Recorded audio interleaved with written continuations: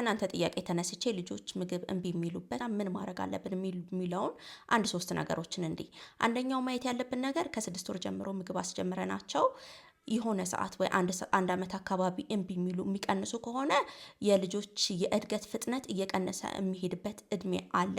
ይሄም ስፔሻሊ አንድ አመት አካባቢ ሊከሰት ይችላልና የምግብ ፍላጎታቸው እንደመጀመሪያው ላይሆን ይችላል።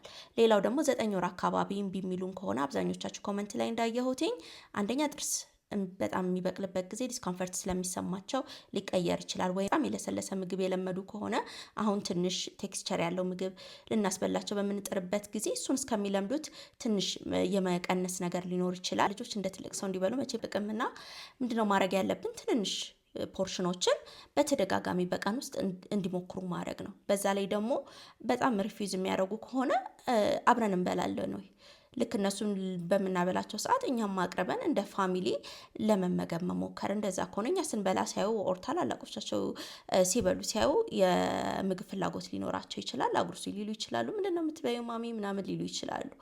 ሌላው ደግሞ ምንድነው ልጆች በቃ ጨዋታ ነው አይደለም የሚወዱት። በጨዋታ ነው ሁሉ ነገር የሚማሩትና አስደሳች ለማድረግ መሞከር፣ ሚል ታይሙን አለማስገደድ።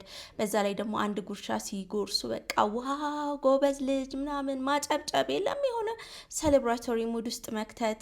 የሆነ ጨዋታ ነው የሚመስላቸው እየበሉ እንደሆነ ራሱ አያስተውሉትም። እና እናንተን ለማስደሰት ደስ ብቻ ጨዋታ ስለሚመስላቸው በደስታ እንዲመገቡ ያደርጋል። ላይክ ውሃ የማይጠጡላችሁ ከሆነ የሆነ ጣዕም እንዳለው ማስመሰል ዋው ሲጣፍጥ ምናምን እናንተ እየጠጣችሁ ወተቱንም እንደዛ ወተቱ ስፔሻሊ አንድ ሲኒም ቢሆን የሚጠጡላችሁ በዛው ጨርሱ ብላ ለማስገደድ ደጋግማችሁ ትንሽ ትንሽ እያረጋችሁ ቀኑ ሙሉ መስጠት ያስፈልጋል። ሌሎች ጥያቄም ካላችሁ እናንተንም የረዷችሁ ነገሮች ካሉ ኮሜንት ላይ አስቀምጡልኝ።